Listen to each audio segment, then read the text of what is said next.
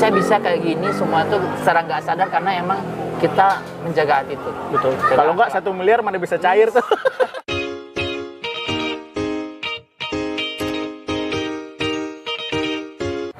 So, Bismillahirrahmanirrahim. Oke, teman-teman semua. Nah, kita nih akhirnya sudah ketemu dengan salah satu pengusaha Kota Padang yang juga ketua komunitas pengusaha Kota Padang, yang salah satu komunitas terbesar lah ya, Masya Allah. Luar biasa, komunitas TDA, tangan di atas. Kali ini kita sudah bersama dengan Bang Budi Hamdani. Masya Allah, luar biasa. Kali ini tuh seperti tadi yang udah kita bilang, kita bakalan bahas tentang, ini udah di akhir tahun nih, ya kan Bang? Dan kita akan meloncat ke tahun 2021. yes. Nah ini, tapi 2021 pasti kehidupannya udah beda dengan tahun kita tahun sebelumnya. Ini Insya kita akan membaca peluang apa nih Bang Budi harus buka-bukaan nih. Karena Bang Budi ini selama pandemi bisnisnya meroket cuy. Bukan merunduk ya seperti kita ya. Kalau Diaminkan segera, amin, amin. kalau kita tuh kebanyakan ruku sama sujud, Bang Budi dia takbir terus di atas. Masya Allah, luar biasa nih. Nih itu Bang Budi, kita mau dapat ilmu sharing nih. Ini melihat kondisi kita nih di akhir tahun bulan Desember, terus mau Januari ini, peluang bisnis kita di tahun 2021 ini gimana nih Bang Budi nih, dari Bang Budi sendiri? Ya. Jadi gini, 2020 ini sangat banyak cobaan ya. Kita diobrak-abrik dengan banyak cobaan yang luar biasa. Inilah pandemi ya. Ya nggak disangka-sangka ya. Seluruh dunia merasakan. Iya. Tidak hanya kita, tapi dunia lah. Betul. Sebuah luar biasa. Nah, dan tentu harapannya kita sebagai seorang pengusaha yang selalu optimis, hari esok itu harus lebih baik dari hari sekarang. 2021 harus lebih baik. Betul. Dan saya pribadi punya keyakinan tentang hal itu, bahwasanya di dalam kesulitan tuh pasti ada kemudahan. Betul. Setelah kesulitan tuh pasti ada kemudahan. Nah, itu juga sesuai ajaran agama kita. Kita harus yakin dengan hal itu. Nah, jadi kalau untuk 2001 saya melihat sebenarnya gini, kita harus selalu memperdalam informasi dan ilmu kita. Zaman sekarang dunia sudah terbuka, informasi sudah sangat terbuka semua. Jadi untuk kita mengetahui hal yang terbaru, data yang terbaru, sangat mudah sekarang. Apa yang terjadi di Jakarta saat ini, apa yang terjadi di Amerika saat ini, apa yang terjadi di Cina saat ini, sangat mudah kita akses. Betul. Beda. Kalau zaman dulu itu ya, apa yang terjadi di Amerika itu sampai ke Indonesia tuh ada sekitar 10 tahun. Nah, itu pun baru sebatas Jakarta. Di Jakarta sampai ke daerah itu nanti buminya ada lagi rentang waktu 3 sampai 5 tahun. Itu dulu. Zaman-zaman saya SMA lah. Nah, kalau sekarang itu enggak, apa yang terjadi di Amerika sekarang, ya sekarang kita bisa tahu trennya apa yang terjadi, kita harus tahu, bisa tahu. Nah, itu salah satu syarat untuk kita bisa selalu mengupdate data informasi kita mau kemana nih arahnya. Nah, itu bisa dipelajari. Kalau saya pribadi melihat emang sekarang zamannya big data. Sekarang zamannya go online. Sekarang zamannya Internet of Things. Sekarang zamannya teknologi di mana sudah banyak juga ilmu tentang artificial intelligence (AI) yang juga sangat luar biasa dobrakannya. Nah, ini akan sangat mempengaruhi kehidupan kita sehari-hari dan begitu juga bisnis kita sehari-hari. Nah, jadi emang saya pribadi perhatiannya arahnya ke sana dan turunannya gitu. Oke. Nah, ini kan kalau bicara nyari tools, itu kan pakai tools ya mungkin Bang ya kan, nyari informasi itu. Tapi kan nggak semua orang juga paham nih salah satu tools yang simple apa tuh? Google Trending. Google Trend ya. Orang bisa buka itu. Tuh, Google Trend. Satu, catat. Nanti kita bikin catatannya. Google Trend gitu ya. Google Trending itu ya. Iya. Itu paling simple itu. Semua orang bisa akses dan itu pun free, nggak berbayar. Banyak cara sebenarnya. Itu salah satu tools ya. Nah, kemudian nih untuk pemula yang baru mungkin dia udah cari tools apa segala macam. Nah, langkah-langkah yang harus dia tata nih untuk bisa mulai eksekusinya gitu. Karena kan banyak nih, apalagi kalau sekarang kalau kita lihat karena pandemi ini kan Bang, banyak yang kena PHK, yang mindsetnya itu karyawan. Ya kan, bukan mindsetnya pengusaha nih. Kalau karyawan pasti hitung-hitungannya banyak. Rugi apa. Nih dari Bang Budi tipsnya, gimana nih mereka bisa langsung eksekusi Kadang kalau perlu jangan Google Trend dulu lah, apa yang diingat langsung eksekusi aja. Itu gimana tuh Bang Budi? Nih kita lagi di Rajo Corner. Rajo Corner ini salah satu unit bisnis, ya, bukan bisnis utama nih dari Bang Budi. Nah, ini gimana tuh Bang untuk pemula, yang bagi pemula nih gimana? Jadi gini, banyak ya, Kang Kasa mulai juga dari nol sih, dan banyak teman-teman yang bertanya kepada saya, itu memang pertanyaan yang sering diajukan, paling sering diajukan. Jadi gini, permasalahan kawan-kawan di UMKM dan pemula bisnis ini rata-rata pertama itu saya coba kelompok itu, pasti pertama rata-rata masalahnya modal ini, Betul, modal. Yang kedua itu permasalahannya adalah market. Baru nextnya itu paling masalah manajemen keuangan, masalah pengelolaan SOP segala macam. Ya paling kita bisa bicara, fokusnya sekarang paling bicara modal dan market gitu ya. Nah, jadi kalau modal itu kawan-kawan paling kebanyakan berpikirnya modalnya harus bentuk uang gitu ya. Padahal nggak selalu modal itu adalah uang, enggak. Jadi modal itu bisa juga jaringan teman-teman ya, modal itu juga bisa berupa skill yang kita punya apa. Nah itu udah modal, udah bisa membangun bisnis. Nah cuman ada beberapa mastah nih, ada mastah yang gaya bisnisnya tuh kalau untuk ngasih nasihat ke pemula tuh kerjain aja dulu, yang penting jalan aja dulu. Nanti belakang kelihatan. Nah, ada mastah lain, lu harus hitung-hitung di awal supaya lu nggak terlalu banyak rugi segala macam. Nah gitu ya. Nah, semuanya experience-nya beda-beda. Ya, experience-nya beda-beda. Ada yang berhasil di sini, ada yang kadang terlalu banyak teori, terlalu banyak ngukur-ngukur, akhirnya nggak jadi-jadi. Gitu. Jadi bisnisnya. Betul. Nah, kalau saya pribadi, saya menariknya selalu mengcombine ilmu-ilmu. Jadi di masta yang go eksekusi itu nggak salah. Harus ada penguatan di dalam melakukan setiap perencanaan eksekusi. Perencanaan ini wajib supaya kita nggak konyol juga lakuin bisnis yang udah jelas-jelas di depan mata nggak mungkin dieksekusi juga ya ujungnya bonyok kan. Betul. Juga. Jadi minimal kepada kawan-kawan pemula tetap harus punya data awal tuh harus punya. Misal mau jual minuman, ya kita harus kategorikan kita mau minuman gimana, segmen pasarnya seperti apa, potensial penjualan sehari itu berapa, potensial modalnya berapa, itu tetap harus dihitung. Ya, minuman itu paling mudah ya sebenarnya Bang. Gitu kan. Banyak hal apapun teman-teman mau mulai bisnis, tetap saran saya data awal, nggak harus hebat-hebat banget sih cari data awal sekarang itu. Betul. Teman-teman harus belajar membuat catatan-catatan bisnisnya itu maunya arah kemana. Ya minimal bahasa sekarang DNA bisnisnya seperti apa sih. Fokusnya di bidang apa sih. Nah itu paling langkah awal lah. Nanti detail-detailnya bisa dijabarkan itu nanti. Berarti data itu memang sangat penting sekali ya Bang. Data awal wajib. Terus jangan takut eksekusi. Nah, kalau teman-teman yang berlatar belakang karyawan terlalu banyak eksekusi, emang saya perhatiin untuk eksekusi ini lama banget, banyak pertimbangan, akhirnya nggak jadi-jadi. Iya, betul.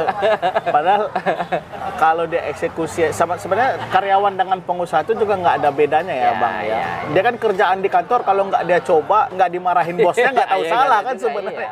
Cuman kan ini mungkin dia takut modalnya hilang gitu. Duitnya nggak balik kan, gitu ya. Jadi itu data itu sangat penting dalam memulai sebuah bisnis. Sederhana aja. Salah satunya itu tadi toolsnya lewat Google Trend itu ya, bisa dicari ya. Jadi lewat Google Trend. Nah terus ini itu tadi bagi yang pemula. Nah ini terus kemudian gimana nih bagi yang sudah jalan bisnisnya? Ini 2021 kan bisnis sekarang nggak semua bisnis punya peruntungan yang sama lah di 2021 nih. Ini gimana Bang? Untuk teman-teman yang bisnisnya udah jalan tapi stagnan atau kemudian turun, itu bertahan atau cari peluang yang baru? Nih masuk kita ke kata kunci nomor 2. Gitu. Market. Pasar ya. Market itu pasar. How big your market? Nah, gitu. Jadi bisnis sudah jalan nih. Berarti sudah ada modal, sudah ada produk, sudah ada pembeli juga dong gitu ya. Nah, namanya pembeli, market itu kan selalu berubah-ubah juga sesuai dengan keadaan produk kita saat ini. Nah, kita sebagai owner, sebagai pemilik bisnis, kita harus benar-benar paham sasaran produk kita ini buat siapa. Betul. Nah, misal kayak Fajri bisnis pakaian muslim gitu ya, otomatis marketnya adalah orang muslim. Kalau khusus lagi buat cewek gitu ya, cewek usia berapa, dia usia berapa, nah mungkin yang penghasilannya berapa, latar belakang ekonomi seperti apa. Nah itu harus tertarget jelas semuanya. Kenali market Anda dengan baik. Setelah Anda kenal market Anda dengan baik, Anda bisa mengambil keputusan, oh ini bisnis masih bisa gue tumbuhkan sebesar ini lagi.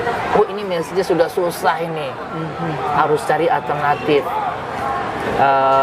Bisa kita merombak produknya, menyesuaikan dengan market yang ada, seperti apa sih yang dicari orang seperti saat ini gitu kan. Disesuaikan dengan kondisi pandemi misalnya, bisa aja ya Bang. Terus. Kalau saya kebiasaan dari dulu itu karena emang workaholic ya, karena emang cinta banget dengan pekerjaan bisnis ini. Jadi setiap malam sebelum tidur itu saya selalu mikirin itu. Dicatat ya Bang? Catat selalu. Nyatat Bu. Iya. Tuh tadi saya dicatat ya. Ini kebanyakan orang nggak pernah nyatat nih. Iya. Apa nih kelemahan bisnis kita? Apa market kita yang kita mau tuju? Evaluasi terus. Berarti memang itu ya, dari data kita turunkan lagi, melihat marketnya seperti apa. Jadi memang dari tadi sampai sekarang data aja nih. Jadi data itu memang sangat luar biasa. Jadi itu menentukan. Terus kalau berevolusi bisnisnya bisa juga kayak salah satu brand terbesar lah itu kan fashion, sebut merek lah. Karena orang awak juga nih, Uniria Miranda misalnya kan bikin APD level 2 tapi yang lebih trendy gitu Bang ya, yang sehingga para dokter lebih fashionable, jadi para dokter cewek juga beli gitu ya. Memang harus seperti itu, Masya Allah. Selalu bisa melihat peluang-peluang sesuai dengan keadaan kekinian. Tapi satu poin lagi itu yang sebelum pertanyaan berikutnya nih, gimana tuh menjadi seorang, kalau Abang tuh bahasanya kan workaholic ya. Kalau kita tuh mungkin yang sebelumnya karyawan terus jadi pengusaha, mencintai pekerjaan yang kita jalani ini kan sebelumnya kan karyawan ya, udah mindsetnya karyawan banget kan. Ini mau jadi pengusaha, gimana kita mencintai? Kalau kita tuh sekarang tuh harus jadi pengusaha. Ini gimana nih dari Bang Udi? Kalau Bang Udi sih mungkin langsung muncul aja kan, tring gitu, feelingnya kan langsung ada. Ini yang nggak punya. Udah bawaan orok kali ya. Iya. Ini yang feeling yang ada gimana? Bisnis aja. Padahal kalau mereka kerja saya kan kebiasaan bulanan. hampir tiap tahun itu saya selalu melakukan analisa bisnis apapun itu. Udah menjadi kebiasaan ya. Saya nongkrong di mana, melihat toko orang, saya langsung hitung-hitung nih. Oh ini modalnya dia buka toko pasti ya kisaran segini lah. Putaran uangnya pasti segini. Potensi margin kita itu, kita nanti cari data di internet, cocokin. Makanya akhirnya saya jadi kadang kegatelan sendiri. Jadi akhir tahun tuh asal ada duit ngumpul, bikin bisnis ini enak nih. Karena kita punya data, karena saya selalu bikin catatan-catatan itu gitu. Ketemu banyak orang dengan berbagai bidang bisnis, kita selalu wawancara, tanya jawab. Bang bisnisnya gimana ya? Nanti kita hitung-hitung. Jadi akhirnya gini, kita punya waktu yang sama 24 jam ya. Betul. Nah, kalau saya sudah pada taraf dengan waktu yang sama, dengan modal yang sama, mana sih bisnisnya yang untungnya bisa jauh lebih gede gitu. Betul. Ya kalau kita bisa milih ya milih dong. Iya. Nah, gitu. Saya punya duit nih misalnya 100 juta. Kalau saya taruh di bisnis ini, duit 100 juta ini paling muternya akhir tahunnya paling untungnya jadi 100 juta. Kalau segmen bisnisnya ini 100 juta ini akhir tahun ini bisa jadi 500 juta nih. Nah, dengan segala hitung-hitungannya, risiko dan potensi. Itu bisa dihitung. Nah, saya udah meluncur ke arah ke sana. Jadi tiap tahun ngumpul dana nih saya itu. Oh, akhirnya ajak kolaborasi sini deh. Sini bisnisnya bagus ya udah kita modalin, ya akhirnya jalan. Mantap. Makanya sekarang saya beli saham perusahaan digital marketing. Saya beli saham perusahaan. Berarti sekarang udah arah ke saham juga. Ya saham ini saham investasi lah Pak ya. Bahasa kerennya saham ya, tapi sebenarnya saya lebih kepada kolaborasi dan saya hadir di bisnis itu. Tidak hanya sekedar naruh uang. Taruh uang orang jangan enggak. Tapi saya melihat potensial bisnisnya ada, orangnya sudah ada, sistemnya sudah ada, marketnya sudah ada. Kita tinggal mempertajam dan meningkatkan nilai bisnisnya menjadi lebih baik. Dan itu sudah Bang Budi pasti lakukan dengan basis data yang dipunya, yang diolah ya. Tentunya sekarang ini saya ikut di dalam saham perusahaan Marketing, saya cari kembangkan marketnya, akhirnya dapat project meledak, projectnya kan dapat project 1M, alhamdulillah. Di masa pandemi loh ini. Di masa pandemi dapat 1M bro. Iya, itu untung semua loh, nggak ada modalnya cuma otak kan. Tim aja modalnya. Jadi ya itu tadi dimanapun bisa dapat ide. Jadi itu kalau pergi makan, itu juga Fajri lakuin sih Bang. Jadi kita punya beda lah sama istri juga gitu. Kalau istri mungkin kan perempuan ya, kalau pergi makan yang dipikirin duit keluar. Nah kalau kita enggak, kita ngelihat bisnis kayak ini Rajo Corner punya Bang Budi, ini keren banget lah, ini harus kesini teman-teman yang ke Padang.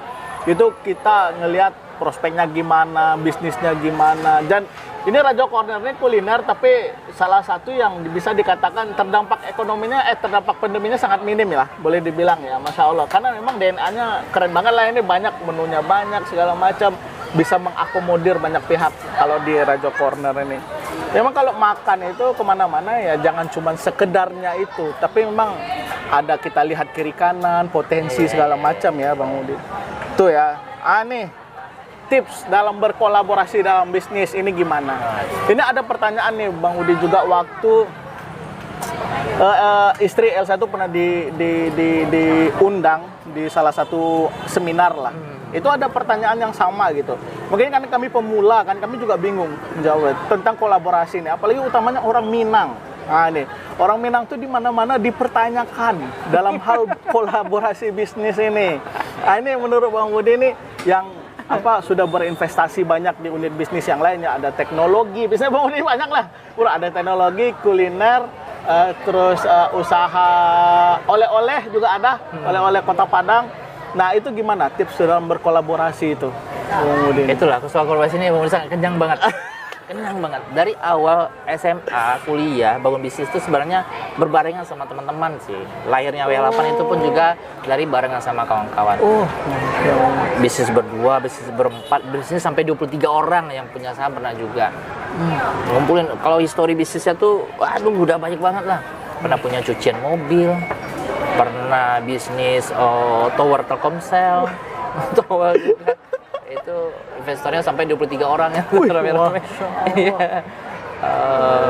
Bisnis franchise pisang hijau pernah juga. Pernah juga ya, pisang hijau. Pisang hijau Makassar. Iya, pisang hijau Makassar pernah juga 1 tahun tuh. Nah, jadi supplier solar juga gitu kan.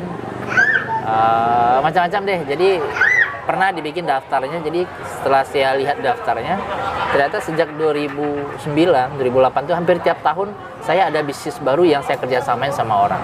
Memang tidak semuanya berhasil, tapi banyak ilmu, banyak pembelajaran sih dari sana. Nah, balik kepada konsep berkolaborasi tadi itu sebenarnya emang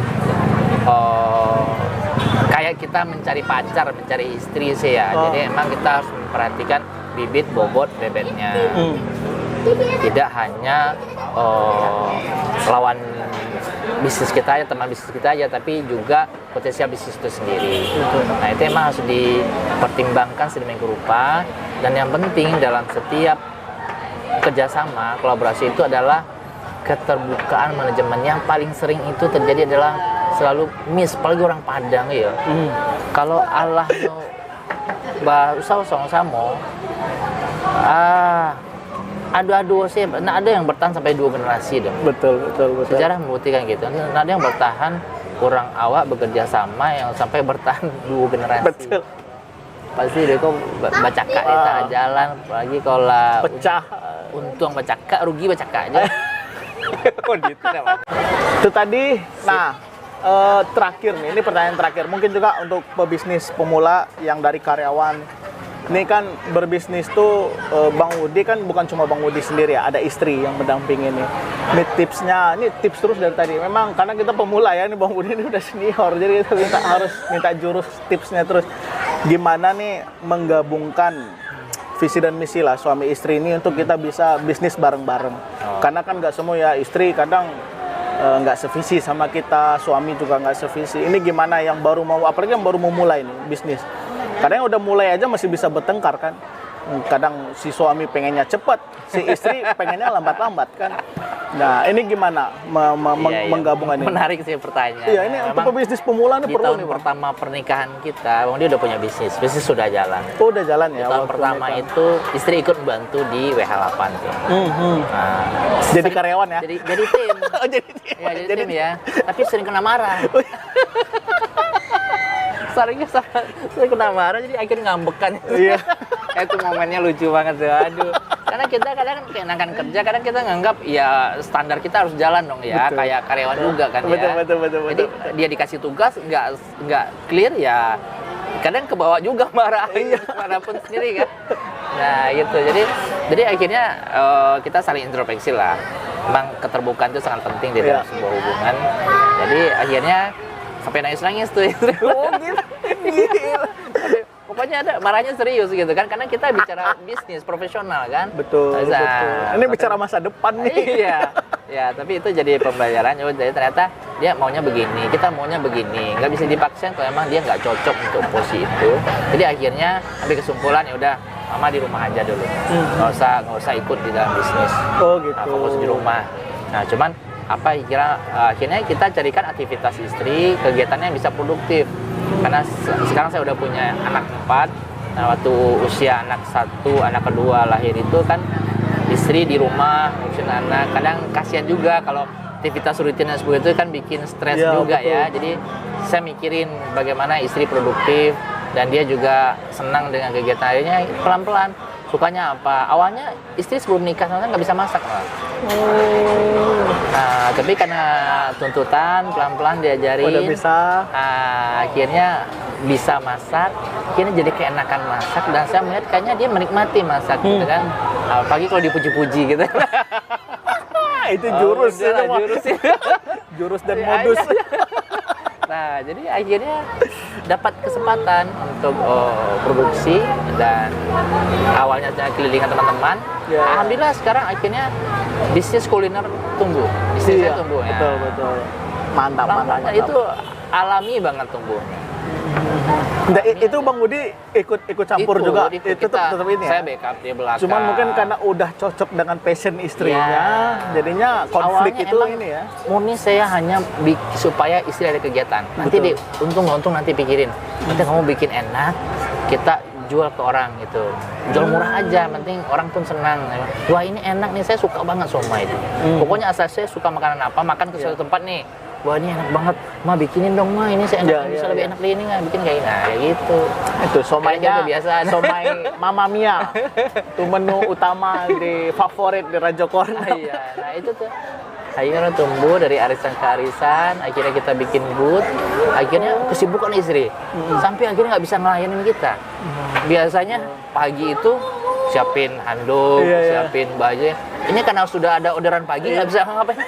Kita ambil handuk sendiri, bingung ini aduk gimana? Caranya kayak gini. Betul. Kasih pilihan ini, bisnis mau digedein apa dimatiin? Kalau digedein harus cari karyawan, nggak bisa kelola sendiri lagi. Iya. Tapi kalau sampai nggak bisa melayani suami, nggak boleh, nggak bisa. Karena tugas utamanya melayani keluarga kan. Iya, betul. Nah, yaudah akhirnya sepakat kita gedein, akhirnya bentuk tim, cari karyawan. Nah, itu bentuk tim nggak ada konflik, nggak ada drama-dramanya tuh Bang. Masih ada, selalu ada. Kalau diceritain itu tuh seru banget, kalah drama Korea kayaknya. Aduh, malu kita sama kayaknya. Ya, oke lah. Alhamdulillah sekarang istri senang, juga skill memasaknya juga semakin banyak, varian menu tumbuh terus. Dan di Siomay Mama Mia ini karyawan kita tuh udah sampai 8 orang. Masya Allah, luar biasa. Nah, ini pertanyaan terakhir sebelum kita tutup buat Bang Budi. Ini bukan tips lagi nih, pesan buat para pebisnis pemula, utamanya sekarang sebenarnya tantangannya itu ada di milenial ya, Bang ya. Apalagi demografinya ini akan dikuasai oleh milenial nih. Milenial sekarang kayaknya potensi untuk berwirausahanya masih kecil. Ya kan. Nah, ini pesannya Bang Budi ini gimana nih untuk apalagi ini masa pandemi, masa sulit. Fight-nya harus benar-benar lebih luar biasa. Ini pesan Bang Budi ini gimana nih? Ya ada anak muda kita. 4 hal sih yang pertama saya kasih. Yang pertama 4 hal ya. Itu pertama semua ini lahir dari semangat sebenarnya. Hebat pun kita, kalau kita tidak punya semangat, tidak punya daya juang, apapun itu dapat hambatan sedikit udah langsung KO habis. Nah, itu sangat penting sekali itu, menjaga irama semangat kita di dalam berusaha, berbisnis. Sebenarnya tidak bisa dalam kehidupan inilah. Dalam kita menghadapi kehidupan ini, kita harus punya semangat yang jelas, kita harus punya tujuan yang jelas. Nah, itu akan kebawa ke bisnis. Orang kalau punya semangat hidup dalam melakukan sebuah aktivitas ini kan, terutama bisnis, pasti kebawa. Udah semangat, udah kata kita pasti total Semangat ya. Nah, kedua itu attitude ya. Betul. Attitude ini penting banget. Akhlak awasannya negara tuh. Akhlak tuh. Akhlak attitude paling utama banget. Saya memulai bisnis dari nol, saya nggak punya modal. Saya dulu jualan itu malah dikasih uang dulu sama orang, baru saya beliin barang. Nah, itu bisa terjadi karena saya jaga kepercayaan. Gimana coba saya bisa jualan komputer, duit aja nggak ada. Iya. Kayak Fajri yang percaya sama abang. Fajri percaya abang bisa menjual harga lebih murah, percaya kalau abang skill komputernya bagus. Betul. Bang, beliin aku komputer bang, aku punya duitnya segini, beliin. Ya udah, aneh gue nggak punya duit, beliin. Kasih ya. Itu happen, kisah nyata ini. Betul. Nah, jadi attitude itu kejujuran, disiplin, sopan santun. Dan itu bakalan jadi personal branding juga kan, Bang? Itu banget itu, nggak bisa nggak. Saya bisa kayak gini semua itu secara nggak sadar karena emang kita menjaga attitude. Betul. Kalau nggak 1 miliar mana bisa cair tuh. Pandemi gini ya. 1 miliar masih bisa cair. Nah, berikutnya itu adalah jaringan ya. Network, oke, bangun Networking, jaringan. Jadi dari akhlak yang baik tadi, otomatis kita harus pandai bergaul, punya banyak teman. Hebat pun kita, punya skill pun kita. Kalau orang nggak kenal sama kita, yang nggak bisa. Kita nggak akan direkomendasiin orang. Oh dia bisa servis mobil nih, harus ada orang yang rekomendasiin. Harus ada jaringan, ada networking. Jadi percaya nggak percaya, akhirnya Bang Udi bisa begini karena sudah tercipta networking sedemikian rupa dari teman ke teman, selalu ikut komunitas, ikut perkumpulan, perkenalkan diri. Akhirnya orang tahu kita sebagai apa. Ya akhirnya kalau ada apa orang ingat kita. Tapi networking ini tetap balik ke nomor 2 ya Bang, attitude-nya ya harus bagus. Networknya gede tapi attitude-nya jelek ya nggak ini. Malah membangun kehancuran. Iya, kalau attitude-nya. Iya, gitu. Balik ya, jadi berhubungan 1, 2, 3 nggak boleh ditinggal nih ya. Yes. Nah, next-nya baru skill. Yang keempat baru skill, kemampuan. Skill.